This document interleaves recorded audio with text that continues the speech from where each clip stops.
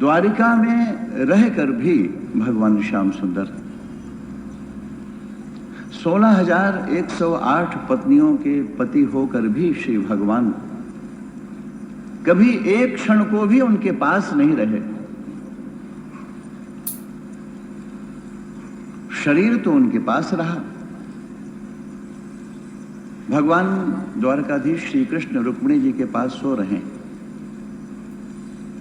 अचानक मध्य रात्रि में भगवान श्याम सुंदर ने कहा, राधिके प्राण प्रिय। रुक्मिणी जी जाग गई। श्री भगवान बड़बड़ा रहे, हा राधिके, हा राधिके, राधे मुझे क्षमा करो, मुझे क्षमा करो। रुक्मिणी जी देख रही अपनी आंखों के सामने श्री भगवान भी अचानक जागे। जागने के बाद भी भगवान श्याम सुंदर की आंखों में आंसू बह रहा है। रुक्मिणी जी ने क्या पूछे, मन में सोच रही हैं कि वो राधा कैसी होगी, सोते समय भी जिस राधा को हमारे प्रियतम प्रभु श्री भगवान नहीं भुला सके। और तब रुक्मिणी जी को, और रुक्मिणी ही नहीं समस्त रानियों और महारानियों को भी यह अनुभव हो रहा है कि शरीर से कृष्ण तो मेरे पास है, परंतु अंदर से मेरे पास नहीं। अंदर से भगवान श्याम सुंदर निरंतर श्री वृंदावन में हैं। अंदर से श्री भगवान निरंतर श्री राधा के पास है, मैया यशोदा के पास है, बाबा के पास है, देवकी के पास बैठे हैं भगवान श्याम सुंदर। परंतु अचानक न जाने कैसे भाव बदल जाता है, मैया मैया मैया कहकर इधर से उधर खोजने लगते हैं। और तब देवकी अपनी आंखों के सामने देखती हैं कि आखिर कैसे है वो यशोदा। द्वारिका के इस प्रकार के अनंत वैभव और सुख में रहकर भी कृष्ण उसे न भुला सके। अरे कुछ भी होगी तो गांव की गंवार ग्वालन। और फिर भी द्वारिका के इस वैभव में रहकर भी हमारे प्रेम में कमी कहाँ है, जिसके कारण श्री कृष्ण यशोदा को नहीं भुला सके। रुक्मिणी सोच रही हैं हमारे प्रेम में कमी कहाँ है, जिसके कारण श्री भगवान राधा को न भुला सके, गोपियों को न भुला सके। महाराज वसुदेव, सारा द्वारका वासी सभी बहुत दुखी हैं। कृष्ण भले ही हमारी द्वारिका में हैं, परंतु अंदर से कृष्ण एक पल को भी द्वारिका में ठहरते नहीं हैं। सभी के मन में इस बात को जानने की बड़ी उत्कंठा हो गई है कि कैसी है गोपियां, कैसी हैं और कैसा है वृंदावन। क्या उनका प्रेम इतना महान है जिसके सामने हमारा प्रेम हल्का पड़ रहा हो। और महाराज, प्रेम चाहे कितना ही तीव्र क्यों नहीं हो, परंतु एक बात तय है कि विवाह के बाद हल्का पड़ जाएगा। इसलिए श्री वृंदावन की लीला में भगवान श्याम सुंदर ने किसी श्री राधा या किसी भी गोपी के साथ विवाह के संबंध को स्वीकार नहीं किया, क्योंकि विवाह का संबंध आते ही पति और पत्नी एक दूसरे के लिए सुलभ हो जाते हैं। और जब एक दूसरे के लिए सुलभ हो जाते हैं तो एक दूसरे के प्रति मन उबने लगता है और एक दूसरे से दूर होना चाहते हैं। इसलिए महाराज, पत्नी अपने पति को चाहे कितना ही प्रेम करती हो और पति चाहे अपनी पत्नी को कितना ही प्रेम करता हो, परंतु उस प्रेम के अंदर कहीं न कहीं छिपा हुआ स्वार्थ समाया हुआ है। इसलिए भगवान श्याम सुंदर श्री कृष्ण रुक्मिणी जैसी पत्नी है, कोई साधारण नहीं है, वैकुंठ की अधिष्ठात्री हैं, भगवती लक्ष्मी है साक्षात। महाराज कालिंदी हैं, सत्यभामा हैं, मित्रा हैं, भद्रा हैं, जाम्बवती हैं, एक से एक बढ़कर रानियां महारानियां हैं, कोई साधारण है। परंतु इतना सब होने के बाद भी भगवान श्याम सुंदर श्री कृष्ण का मन यहां नहीं लगता और इनके पास एक पल को भी ठहरते नहीं है। श्री भगवान शरीर से यहां पर हैं, यह विवशता है, परंतु मन निरंतर श्री वृंदावन में है। महाराज, एक सिद्धांत की बात समझा दें तो ये बात कुछ ज्यादा समझ में आ जाएगी। एक तो है द्वारिका, एक है श्री वृंदावन धाम और एक है मथुरा। 3 धाम हैं और तीनों ही जगह श्री भगवान के 3 रूप प्रकट हैं। इसलिए द्वारिका को योग पीठ कहा जाता है, मथुरा को ज्ञान पीठ कहा जाता है, श्री वृंदावन को रस पीठ कहा जाता है। द्वारिका में श्री कृष्ण को प्रेम करने वाली 16,108 रानियां तो है ही, देवकी हैं, माता रोहिणी हैं, वसुदेव हैं, उग्रसेन हैं, बड़े बड़े संत और महात्मा हैं, द्वारिका में कुटी बनाकर शिव भगवान का दर्शन करने को निवास करते हैं। मथुरा में भी कुब्जा जैसी बहुत हैं जो भगवान श्याम सुंदर को प्यार करते हैं, और वृंदावन में गोपियां। परंतु महाराज, द्वारिका का प्रेम खंडित प्रेम है, बटा हुआ प्रेम है। पत्नी पति को प्रेम करती है, पति पत्नी को प्रेम करता है, बहुत प्रेम है एक दूसरे के लिए। परंतु जैसे ही पुत्र का जन्म होता है या पुत्री का जन्म होता है तो वो प्रेम पति से बटकर पुत्र में चला जाता है, पुत्री में चला जाता है। पत्नी पति को प्रेम तो करती है, परंतु पत्नी पति को प्रेम करने के साथ साथ अपने आप को भी प्रेम करती है। मेरा भी कोई सुख है, मेरी भी कोई इच्छा है। विवाह का संबंध स्थापित होते ही ये बात शुरू हो जाती है, मेरी भी कोई इच्छा है। पत्नी पति को प्रेम तो करती है, परंतु पति के साथ साथ अपने को भी प्रेम करती है, अपने पुत्र को भी, पुत्री को भी प्रेम करती है, अपने सास ससुर को भी प्रेम करती है, अपने देवर जेठ ननद भौजाई नाते रिश्ते सगे संबंधी परिवार सारा परिवेश सबको प्रेम करती है।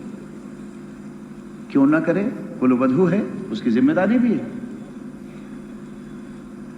इसीलिए महाराज, जहां प्रेम के आदर्श का प्रश्न है वहां पत्नी प्रेम का आदर्श नहीं हो सकती। जहां व्यवहार के आदर्श का प्रश्न है पत्नी व्यवहार का आदर्श बनती है। इसलिए प्रेम का सर्वोत्तम आदर्श सीता नहीं बन पाई। भगवान श्री राम 14 वर्ष के वन की यात्रा पर चल रहे हैं। सीता ने कहा मैं तुम्हारे साथ चलूंगी। श्री भगवान ने कहा मेरे बिना वैसे ही मैया दुखी हैं, पिता की ये दशा है, तुम यहां रहोगी तो तुम्हें देखकर पिता जीवित रहेंगे और मैया भी अपने को संभाल सकेगी। परंतु सीता ने कहा मुझे उनकी फिक्र नहीं, मैं तो तुम्हारे साथ चलूंगी। और थोड़ा धमकी भी दे दिया, नहीं ले जाओगे तो लौट कर मुझे जिंदा नहीं पाओगे। अगर बहुत स्थूल दृष्टि से विचार करें तो साधारण पत्नी की तरह सीता व्यवहार कर रही है। जैसे कोई अपने पति को धमकी दे रही हो कि अगर तुम नहीं ले जाओगे तो मैं आत्महत्या कर लूंगी, नहीं ले जाओगे तो दोबारा मुझे जीवित नहीं पाओगे। जे बिनु देह नदी बिनु बारी, तैसे नाथ पुरुष बिनु नारी। और महाराज प्रभु वियोग लवलेश आदि आदि, बहुत लंबा प्रसंग। सीता भगवान श्री राम के साथ जाना चाहती है। सीता भगवान श्री राम को छोड़ नहीं सकती। सीता ने कहा अगर तुम नहीं ले जाओगे तो मैं प्राण दे दूंगी। क्या श्री राधा रानी ऐसा नहीं कह सकती थी?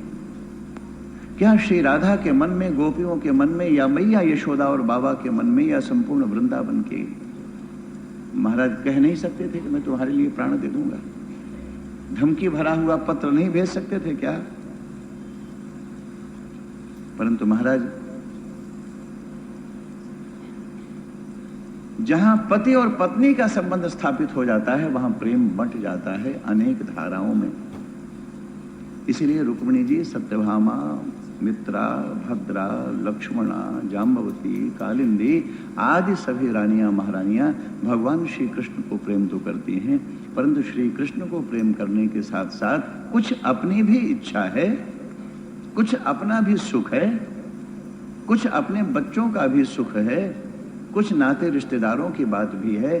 तो महाराज, वह जो प्रेम है पति के प्रति पत्नी का, वो खंडित होकर, खंड खंड होकर बंट गया है। जिसको नितांत एकांतिक प्रेम कहते हैं, एक्सक्लूसिव अंग्रेजी में जिसको बोलते हैं, नितांत एकांतिक प्रेम वो नहीं है, चाहे पत्नी कितना ही आदर्श हो। इसलिए महाराज, द्वारिका के प्रेम में द्वारिका की रानियां महारानियां श्री कृष्ण को बहुत प्रेम करती हैं, परंतु कृष्ण के साथ साथ अपने को भी प्रेम करती हैं। प्रेम बंट गया।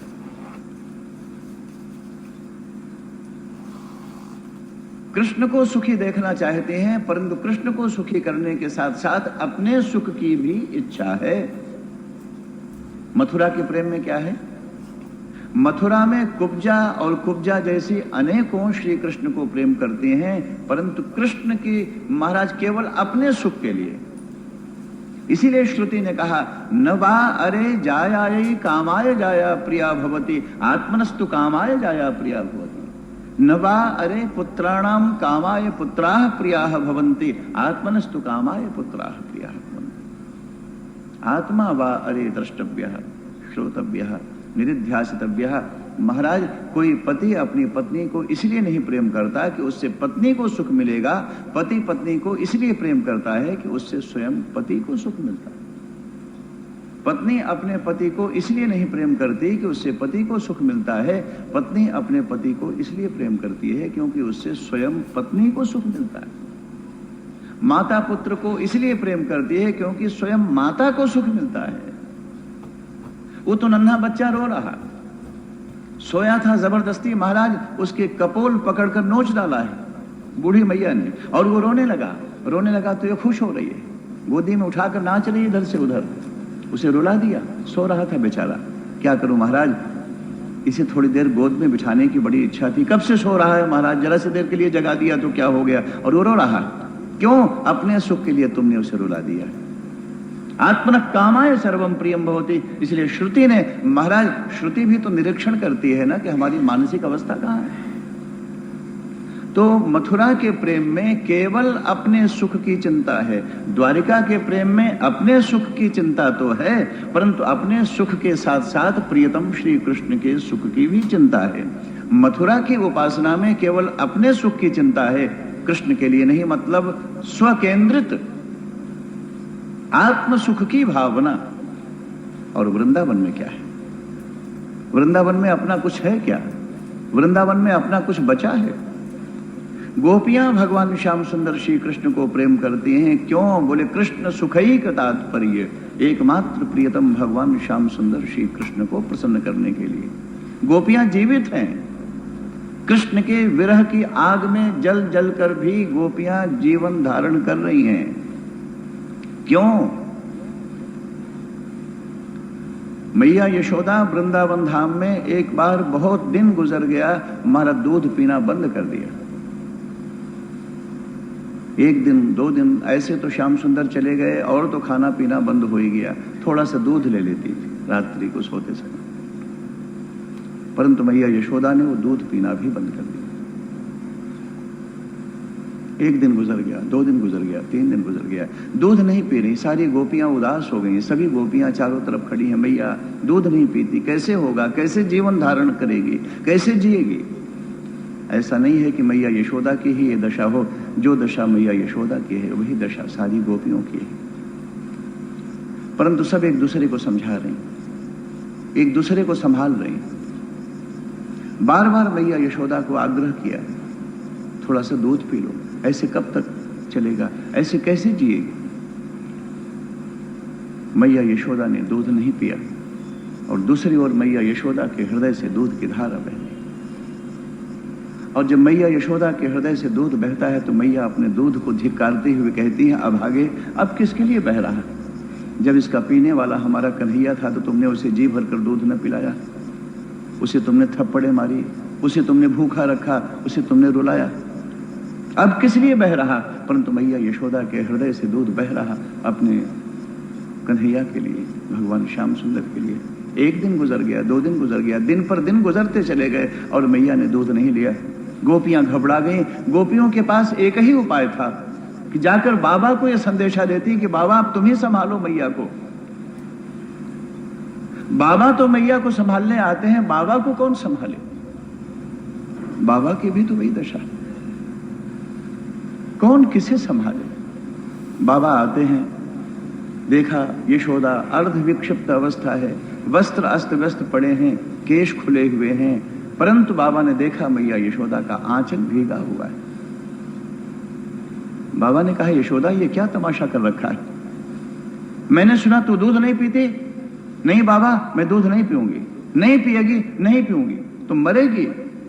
हाँ बाबा, मैं मरूंगी, मैं मरूंगी बाबा। अब अपने कन्हैया के वियोग की आग मुझसे और बर्दाश्त नहीं होती, मैं मरूंगी। तो बाबा को भी गुस्सा आ गया, बोले ले मर, अभी मर। जब देखो कहती है मैं मरूंगी, मैं मरूंगी, मैं मरूंगी। यशोदा तू इतना कठोर कैसे हो गई?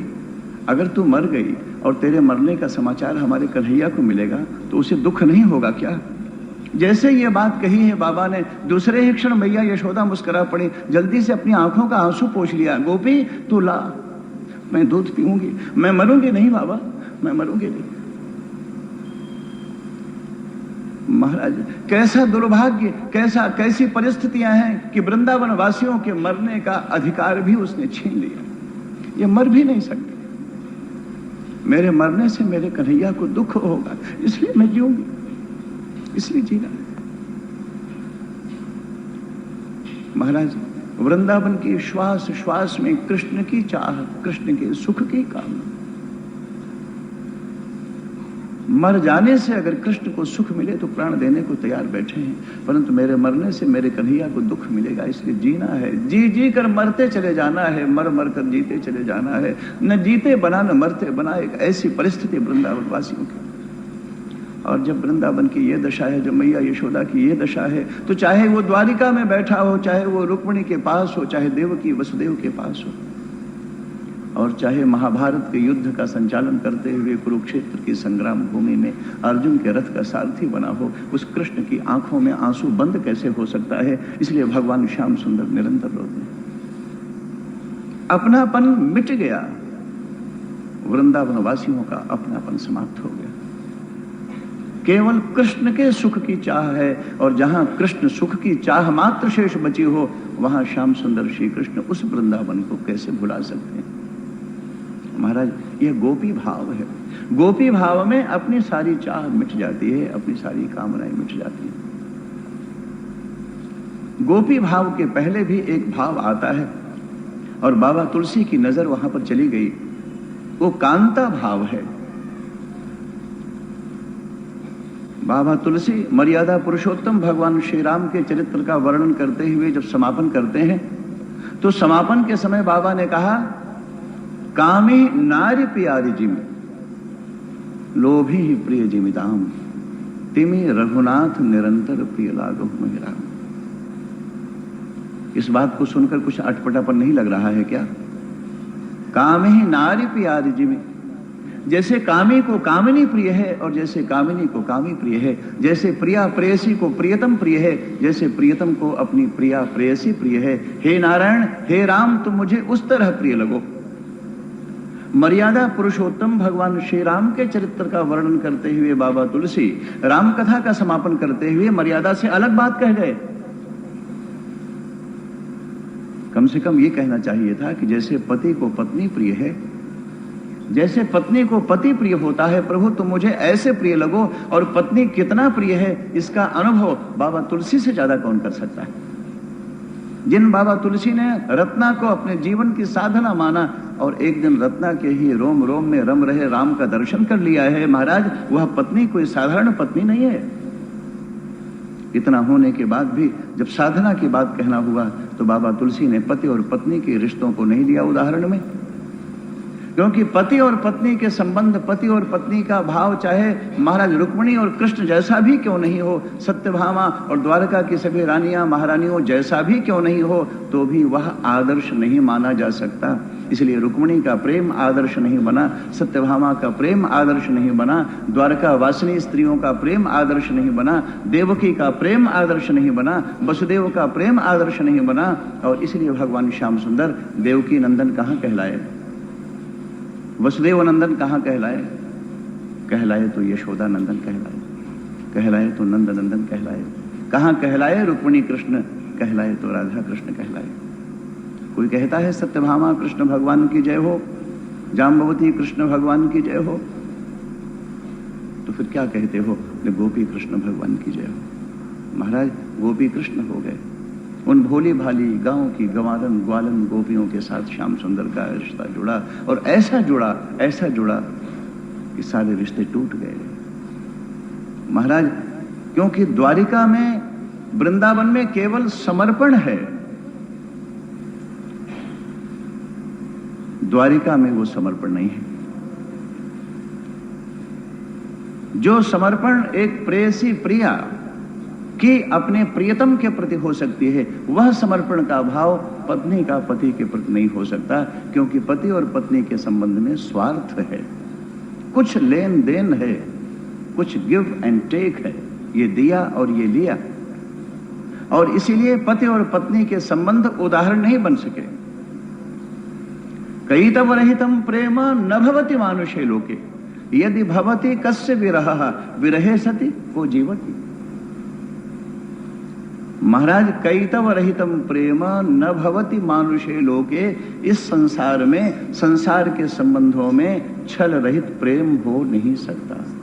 कयितव रहितम प्रेम न भवति, यदि भवति, और अगर प्रेम हुआ तो विरह नहीं हो सकता। महाराज, वह प्रेम है श्री गोपी जनों के हृदय में प्रियतम भगवान श्याम सुंदर श्री कृष्ण के लिए। तो विरह हुआ क्या? कृष्ण तो चले गए, परंतु विरह कहां है? बाहर से विरह का नाटक हो रहा हो ये बात अलग है, परंतु सच्चे अर्थों में विरह कहां है? क्यों? बोले जब श्री राधा रानी चाहती हैं प्रियतम भगवान श्याम सुंदर को, तब उसी रूप में देख लेती हैं। जब मैया यशोदा चाहती हैं श्याम सुंदर को, उसी रूप में मैया यशोदा के सामने प्रकट होना पड़ता है। विरह कहां है? और अगर विरह का अनुभव हो ही जाए तो को जीवती, तो जिएंगे कैसे, जीवन कैसे धारण करेंगे? महाराज, इसीलिए बाबा तुलसी ने भी श्री राम कथा का समापन करते हुए कांता भाव की ओर इशारा किया। कांता भाव दाम्पत्य भाव की ओर इशारा नहीं किया। दाम्पत्य भाव माने पति और पत्नी के संबंधों की बात, कांता भाव माने प्रिया और प्रियतम के संबंधों की बात। तो कामी नारी प्यारे जिमी की जो बात कही, ये कांता भाव का संकेत है, और कांता भाव ही राधा भाव की बुनियाद है। यह जो कांता भाव है, यह राधा भाव की बुनियाद है।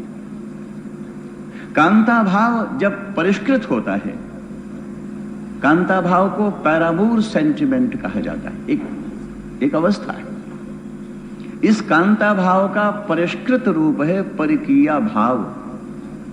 भगवान श्याम सुंदर श्री कृष्ण के लिए गोपियां उनकी अपनी ही हैं, परंतु उन अपनी गोपियों को भी पराया मानकर श्री भगवान उन्हें ही पाने के लिए तड़फ गए, उन्हें ही पाने के लिए उनके पीछे दौड़ने लगे, उन्हें ही पाने के लिए उनके सामने खड़े होकर नाचने लगे और नाना प्रकार की लीलाएं करने लगे। ये श्री भगवान का परकीया भाव है। गोपियां भगवान कृष्ण की अपनी हैं। थोड़ी बात गंभीर जरूर है, परंतु बहुत मधुर है और हमारे जीवन के लिए बहुत बड़ा संदेश दे सकती है।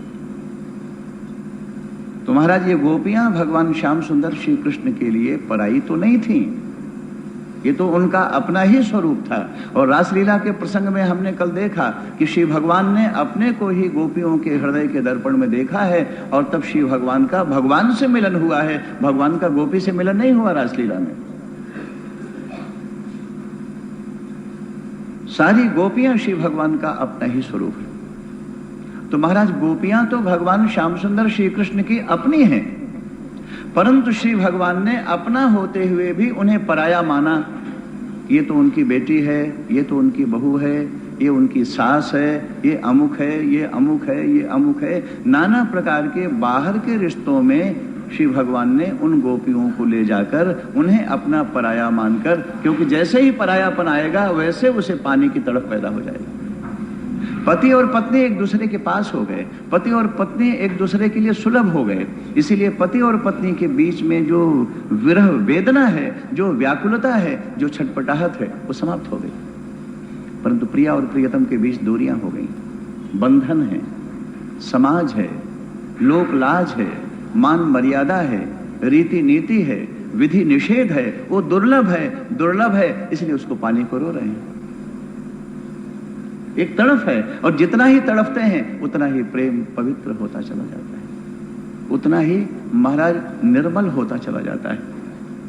इसलिए प्रिया प्रियतम भाव में प्रिया के लिए प्रियतम दुर्लभ है, प्रियतम के लिए प्रेयसी दुर्लभ है, और दुर्लभ है इसलिए एक दूसरे को पाने के लिए तड़पते हैं, रात रात भर जागते हैं, रोते हैं, बिलखते हैं। जिंदगी में भले कभी मिलना हो नहीं, और फिर भी उनको ही याद लिए अपने हृदय में उसकी ही याद बसाए।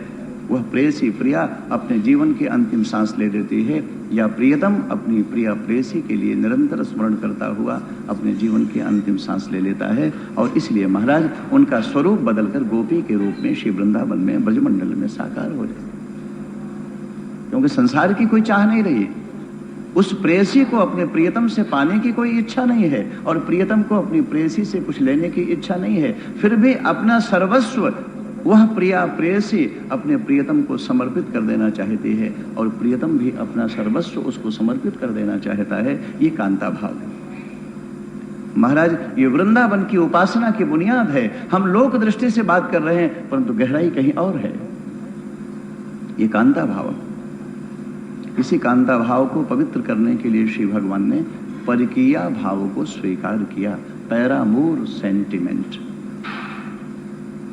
और महाराज ये जब परकीया भाव माने श्री भगवान गोपियों को पराया मानकर उन्हें ही पाने को तड़पने लगे, रोने लगे, तो प्रेम परिष्कृत होने लगा। तो महाराज यह जो कांता भाव है, परकीया भाव है, जब यह परिष्कृत हो जाता है तो फिर गोपी भाव प्रकट होता है। ये गोपी भाव है महाराज। गोपी भाव में भी कुछ चाह शेष बची है, इसलिए इसे भी छानो, इसे भी परिष्कृत करो और अधिक ये ट्रांसपेरेंट होने की जरूरत है और अधिक परिष्कृत होने की जरूरत है। जब गोपी भाव परिष्कृत होता है, जब गोपी भाव छन जाता है, इसे पानी को छानो छानो महाराज, तो और निर्मल हो गया, और छानो और निर्मल हो गया। एक्वागार्ड में लगा दिया तो महाराज ऐसी ऐसी मशीनें आ गई हैं कि कोका कोला डाल दो तो कोका कोला का काला नीला रंग अलग हो गया, पानी अलग हो गया। यंत्रों का काम है। तो महाराज और भी उसे छानो और परिष्कृत हो जाए। तो गोपी भाव जब परिष्कृत होता है, महाभाव प्रकट होता है। ये महाभाव और पवित्र हो गया, और पवित्र हो गया। परंतु अभी महाभाव को भी परिष्कृत होना है। महाभाव भी छन रहा है। कहां, कौन सी चलनी में छनेगा? बोले हमारे ही भाव की चलनी में महाभाव छन रहा है, और छन रहा और छन रहा। जब बिल्कुल छन करके निकला महाराज ट्रांसपेरेंट, जिसको आध्यात्म की भाषा में अंग्रेजी में कहेंगे ट्रांसेंडेंटल, वो क्या है? अधिरूढ़ महाभाव। ये अधिरूढ़ महाभाव क्या है? यही राधा भाव है, यही राधा सेंटिमेंट है। इसी राधा सेंटिमेंट, इसी राधा भाव की बात हम यहाँ पर प्रारंभ के दिन से ही करते रहे। इसी राधा भाव को इस पूरे विश्व में हर हृदय में उतार देने का संकल्प जागा हुआ है और इसी राधा भाव को प्रकट करने का, इसी राधा भाव को सुलभ कराने का, इसी राधा भाव को हर हृदय में पहुंचाने के लिए दिल्ली को केंद्र बनाकर महाराज एक अंतर्राष्ट्रीय राधा भाव जागृति केंद्र की स्थापना हुई। ग्लोबल